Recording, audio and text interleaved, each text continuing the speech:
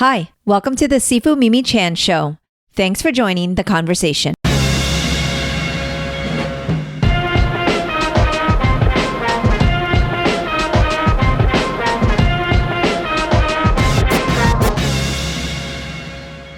Hi everyone, a happy birthday to me. Today is actually my birthday and I'm pretty excited because just in time for both Lunar New Year and my birthday, my bills HB 287 and SB 294 for AAPI History Inclusion were filed in Florida.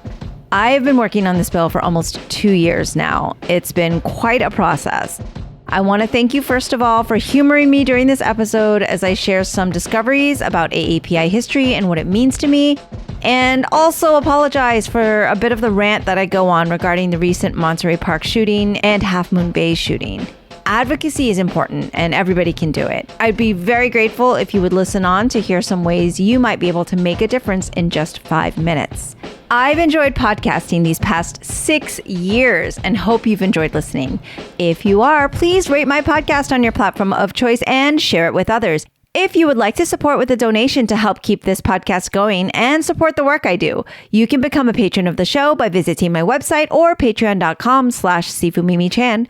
For comments or suggestions, reach out on social media at SifuMimiChan. Now, on with the show. Hello, everyone. Welcome back to the Sifu Mimi Chan podcast. I know I did a 2023 I'm back episode. However, I was still kind of out of commission and I didn't do video. So we're doing video as well on this episode. And gonna be honest, boohoo me, but I'm a little bit under the weather again today. We just celebrated Lunar New Year, in which our team performed starting through the weekend on Saturday and then all the way on Sunday. We did shows from 9 o'clock in the morning till 8 p.m. at night, and it was a very, very long day. So it was pretty intense.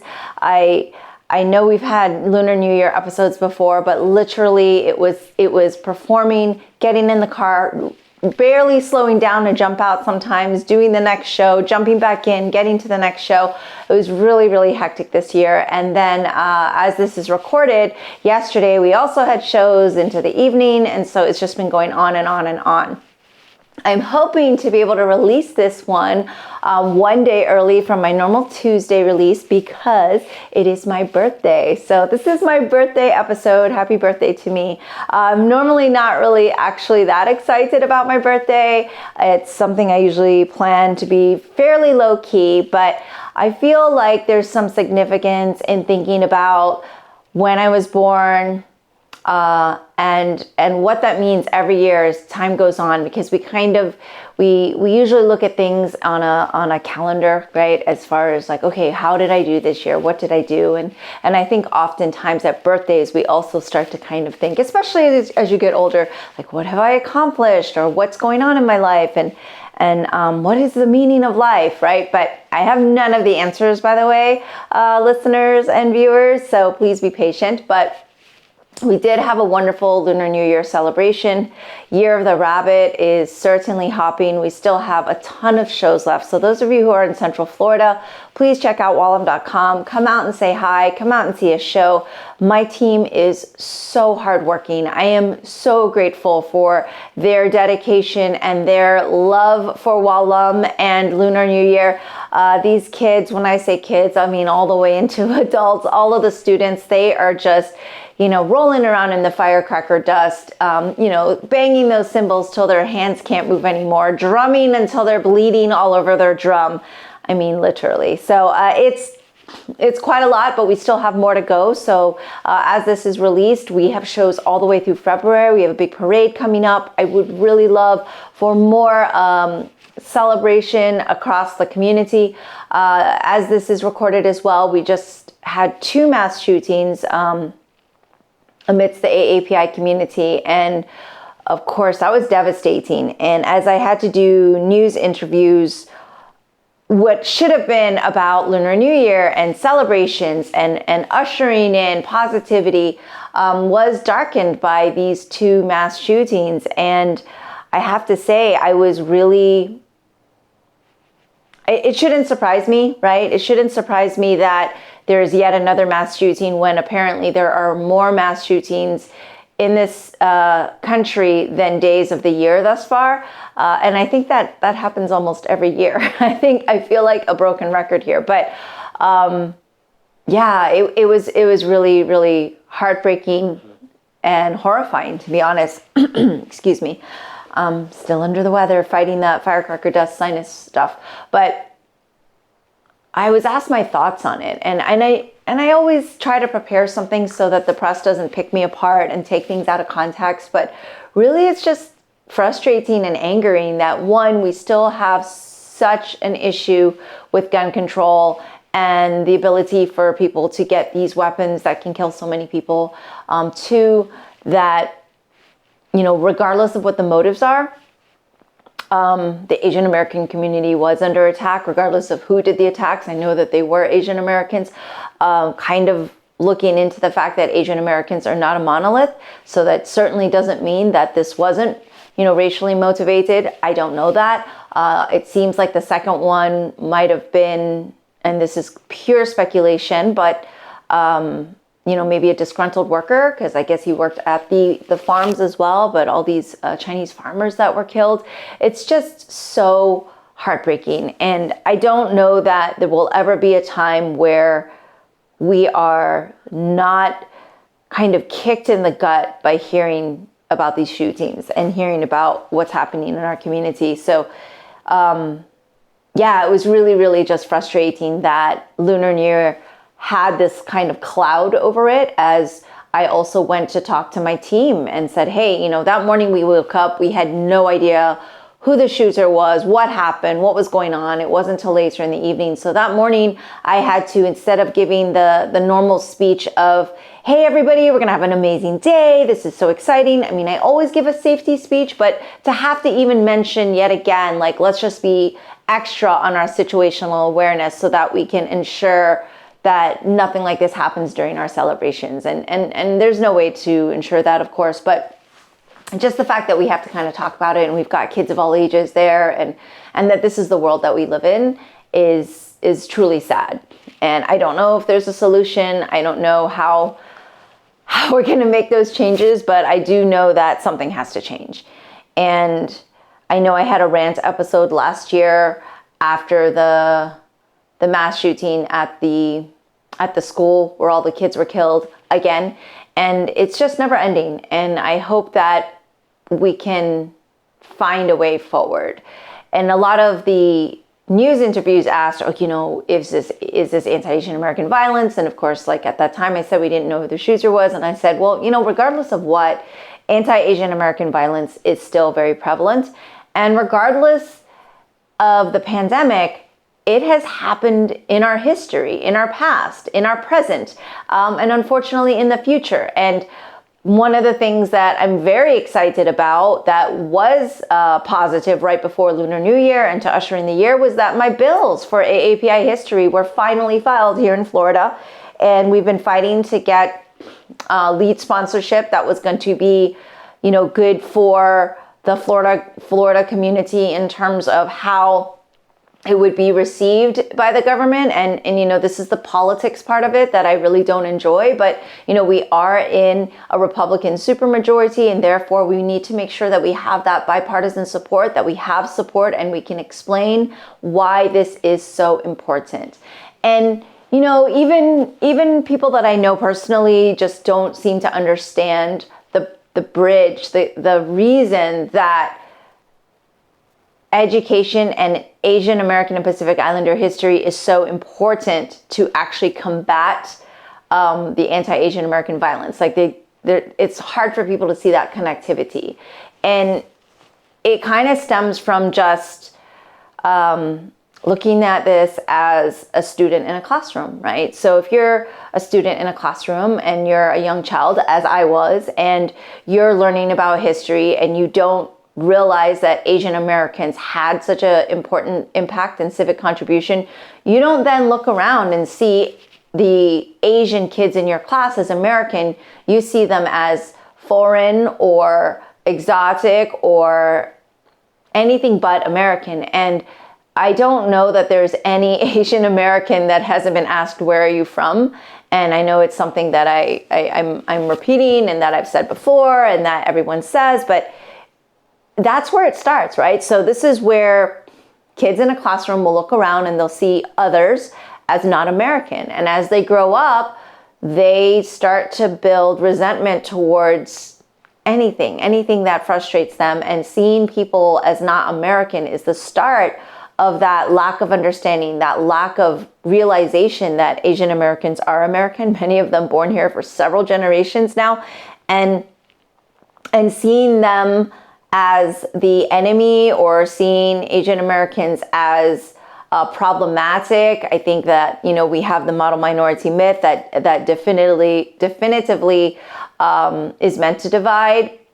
BIPOC communities, people of color, is meant to kind of push us against one another, and this lack of education and knowledge is dangerous. And it's very, very much what we saw in the pandemic, where people started to blame Asians who weren't even of Chinese descent. Not that that would have been right, but that, for the virus, because, it originated in China, and we saw a lot of, anti-China sentiment. And there's a big difference between China government and Chinese people, Chinese culture, and Chinese politics. There's so much there that is very separate of, I, for one, absolutely embrace and am proud of my Chinese heritage, and proud of my Chinese Jamaican heritage, and proud of my Kung Fu culture. And I do as much as I can to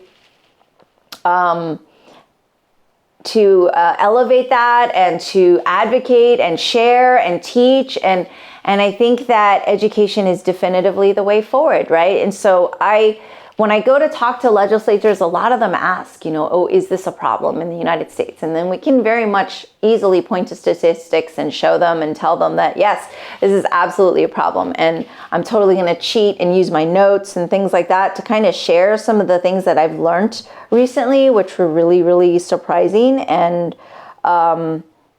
when we get asked these questions, we want to have the answers for the legislators, but also for ourselves, and the fact that 1 in 6 Asian American adults across the country experienced a hate crime or hate incidents in 2021, which was an increase from 1 in 8, means something, right?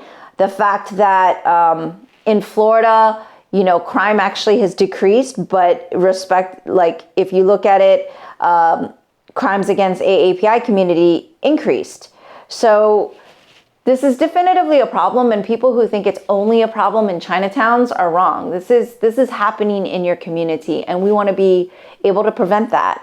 And it's interesting that people don't see the solution of Asian American history in schools being the best option, when the research that I've done, the information that I've gotten, the experts that have weighed in on this, talking about how education is literally the #1 recommended solution to combat anti-Asian American racism and hate.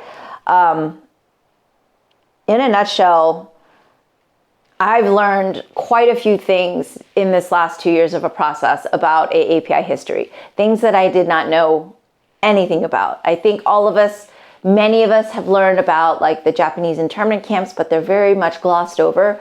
I was privileged to be able to share in a conversation with a gentleman who was in a Japanese internment camp, who really opened my eyes to what that was like, because even reading it in a history book in 2 or 3 sentences really can't capture and give you a sense of what that meant to be actually an American taken and then separated from the rest of society and treated as criminals.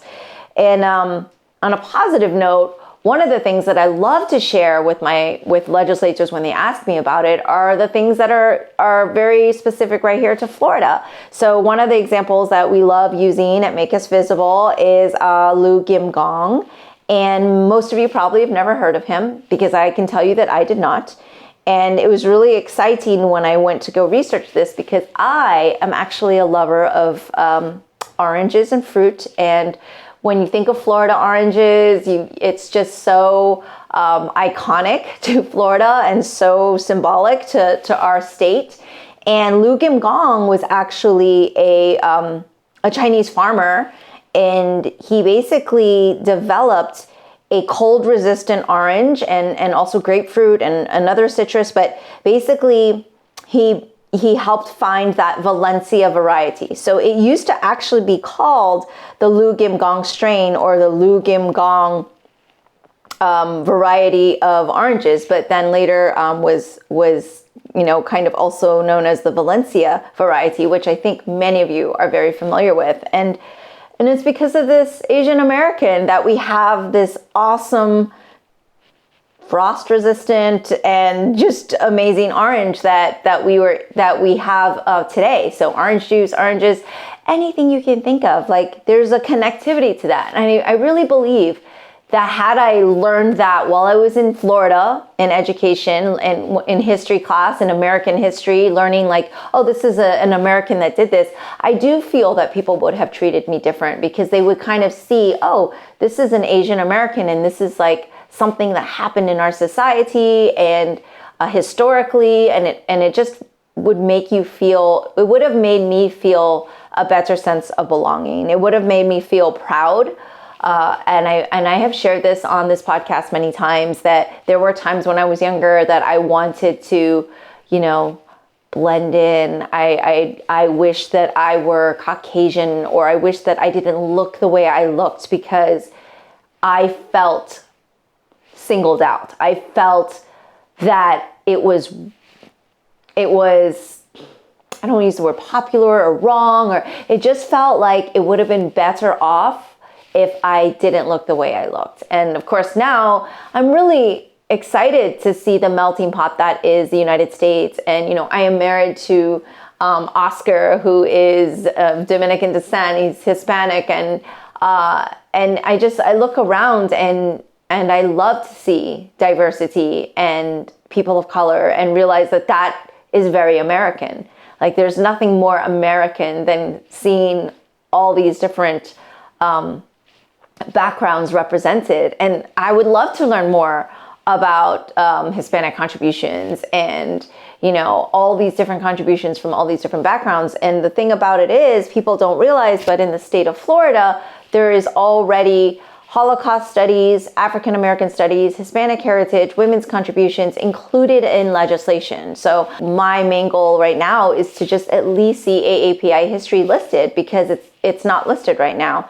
And Florida was actually, I believe, the 5th state to include Holocaust studies as required history. So we can be leaders. I know that I get really frustrated with Florida and a lot of the laws that gets passed here and a lot of the controversy that we're constantly seeing. And believe you me, I'm still frustrated, but having poured 2 years of my life into this bill and trying to make a small difference, I realize that I have to kind of keep my eye on the prize, and people ask me, how do you do it? Because they know that I do have opposing views to a lot of the people that I have to work with, but I feel like that's how we can get results, right? In order to see this small step kind of forward, and then the next small step, getting the bill written and then getting on the agenda for the committees and then going to the House floor and then hopefully seeing this go into law, that's going to be required to work with the lawmakers. And that's how it is. So if you want to see that changed, you make sure you're voting for the lawmakers that you want to see make change. You make sure that you are engaged in what's happening, because I know that a lot of us can be very, and I'm including myself in this count, quick to judge, point fingers and blame and complain. But then if you're not doing anything to solve the problem, if you're not voting, and if you're not, I would take it one step further, taking action in whatever way that means to you, then I really don't feel like you have the right to complain, to be honest. So I was very excited to learn about Lu Gim Gong and make us visible. Our national team is making a coloring book, and I know Lu Gim Gong will be included in that, so that now Floridians who see this and kids who see this are going to be able to learn about the citrus wizard, who is responsible for that Valencia orange, one of the strands of the Valencia orange. And that's so cool, right? And I'm so proud and honored that they also opted to include my father, Grandmaster Pui Chan, who is a pioneer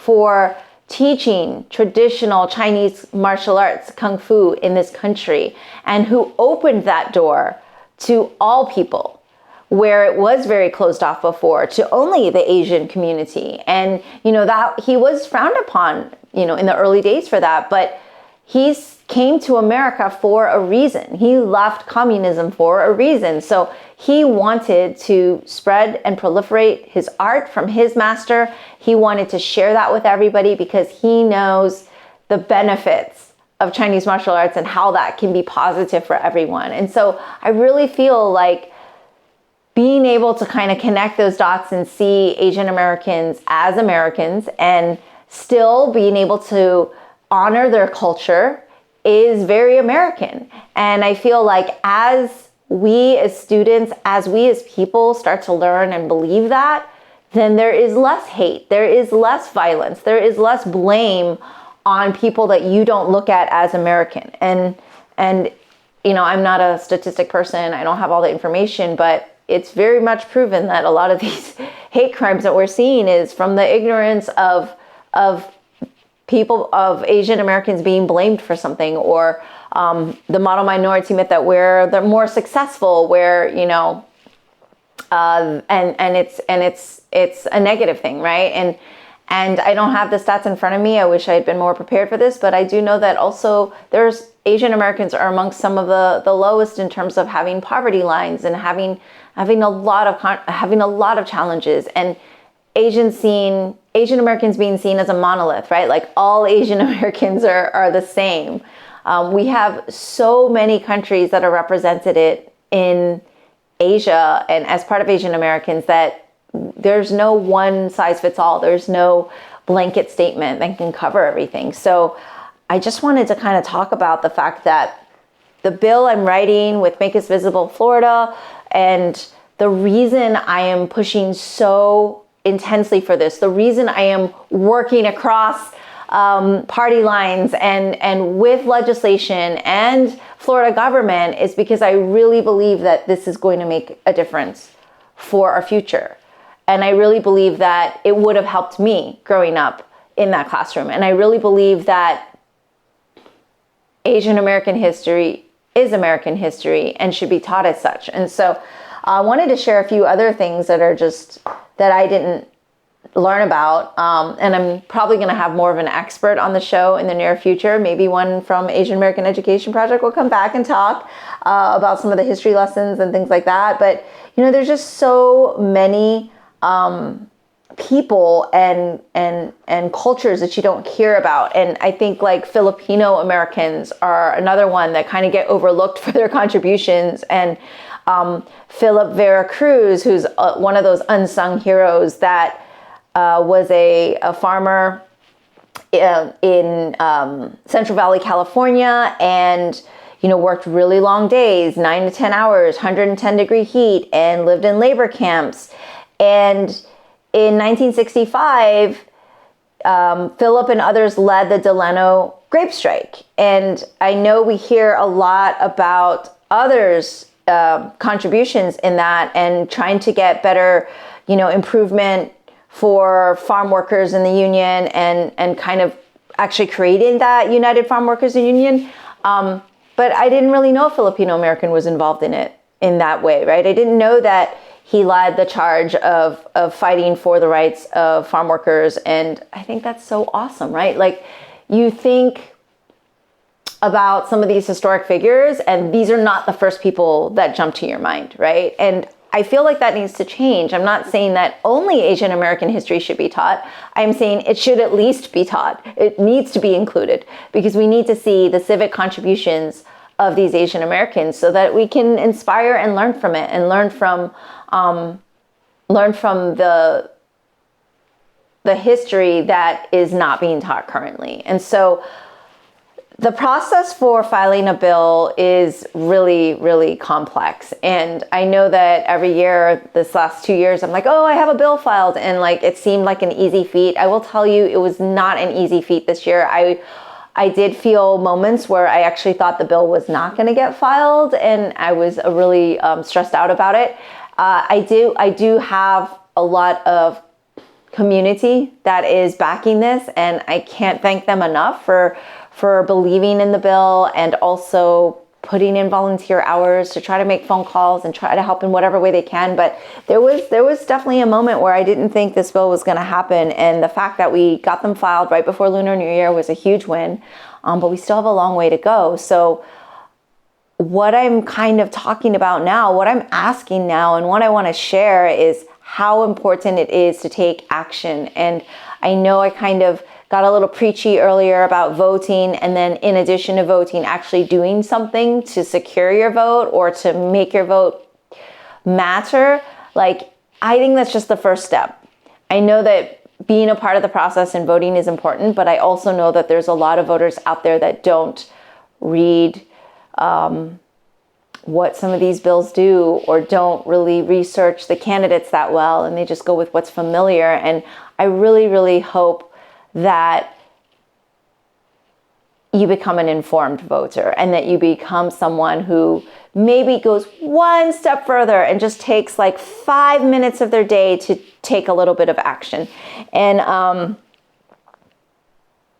I know that I seem like an all-in kind of person because I am. So I've taken this on, and it's been like a full-time job. I'm not going to lie, on top of the full-time jobs, plural, that I already have. But I will say that people don't realize how small of an action can make such a big impact. And I really, really would love for anybody that listens to this podcast to just do one more thing that you would normally not do. So if you even already sign petitions, I think that's great. And I think that they're important. And I have a petition I'd love for everybody to sign also on change.org/Asian American History. But that is just a petition, right? And so what happens then, just because you make a goal? So I wanted 15,000 signatures. By the way, we're like 400 and plus short. So please keep signing and sending and sharing. Like, that does matter, because people look at that and go, oh, wow, there's momentum behind this, but that's still not enough, right? So now that I have these bills filed,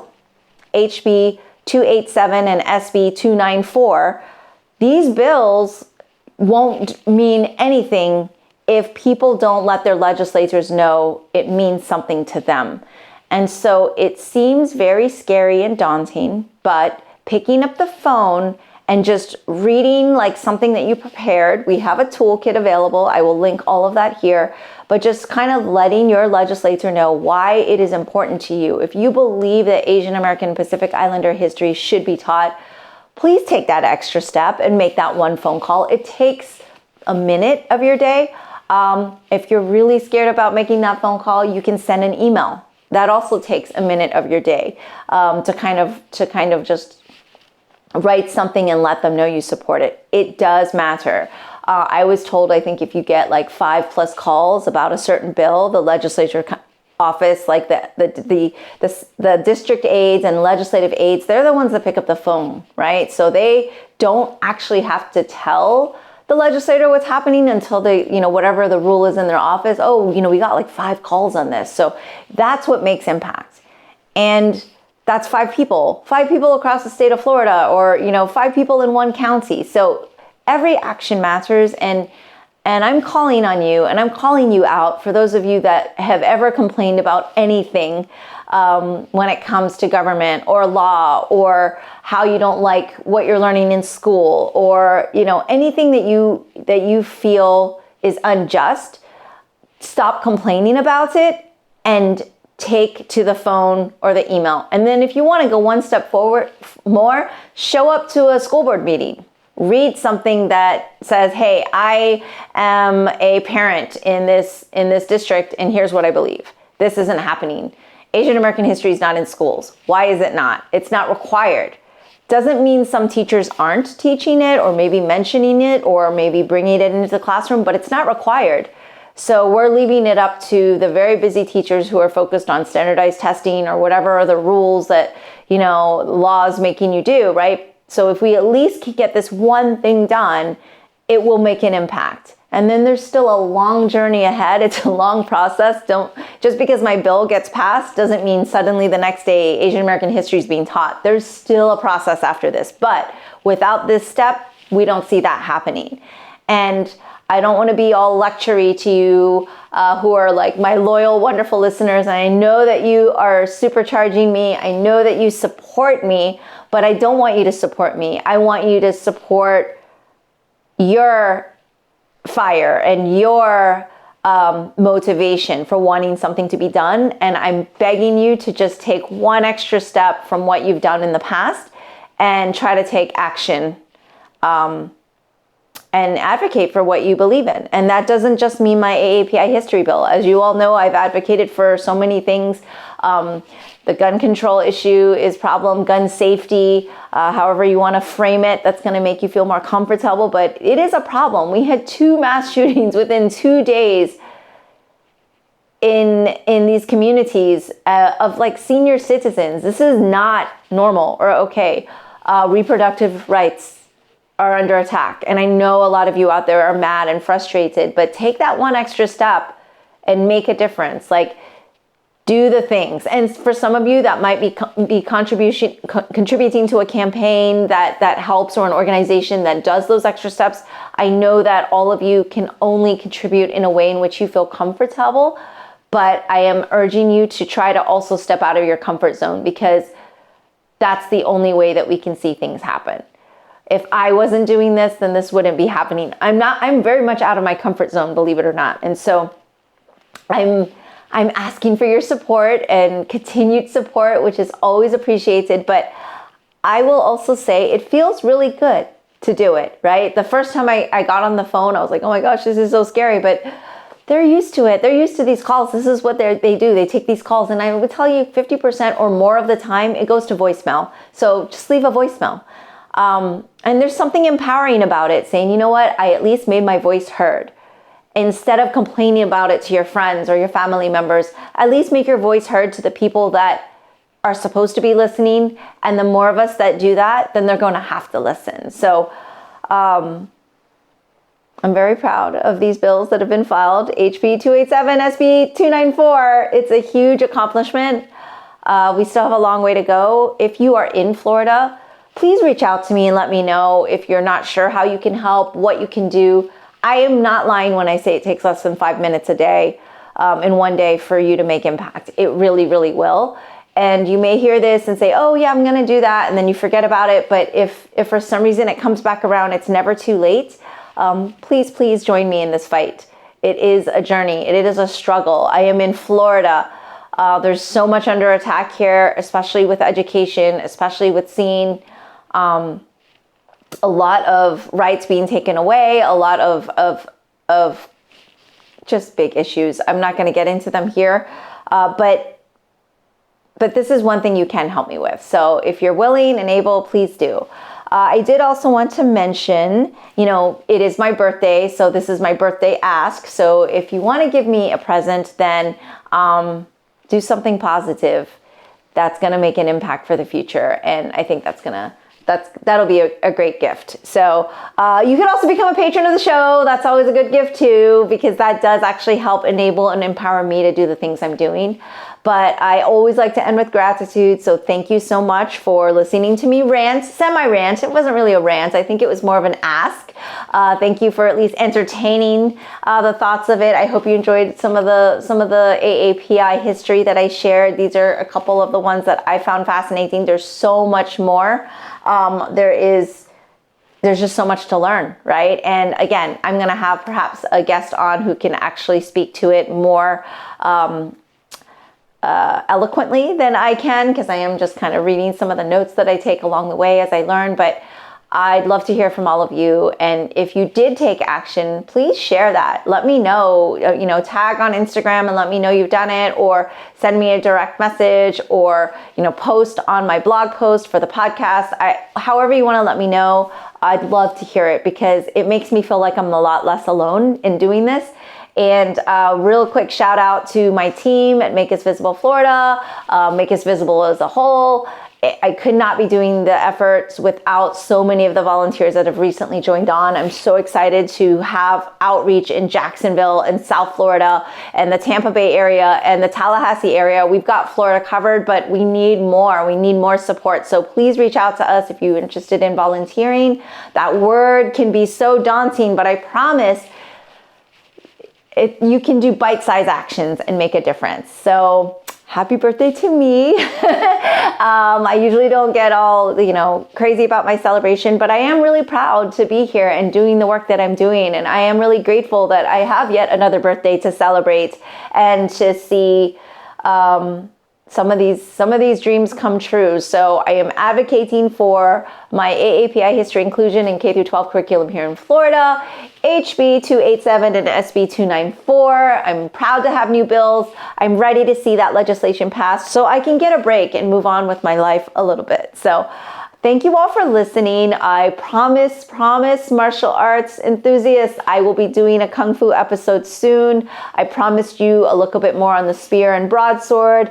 Maybe even get Grandmaster Chan to do a cameo. You never know, but I am constantly combating my health and trying to get out of this allergy cold spell stuff that's happening. We still have Lunar New Year underway. It is the year of the rabbit. Come out and see us. And I hope everybody is doing well and is healthy and happy and safe. So happy Lunar New Year. Hope to hear from you all soon. Bye. That's all for today's episode. Thanks for listening to the Sifu Mimi Chan Show. Please subscribe and rate my podcast on your platform of choice and leave a review. You can become a patron of the show at patreon.com/SifuMimiChan to help keep this podcast going. Follow me and interact on social media at Sifu Mimi Chan on Instagram, Twitter, or Facebook.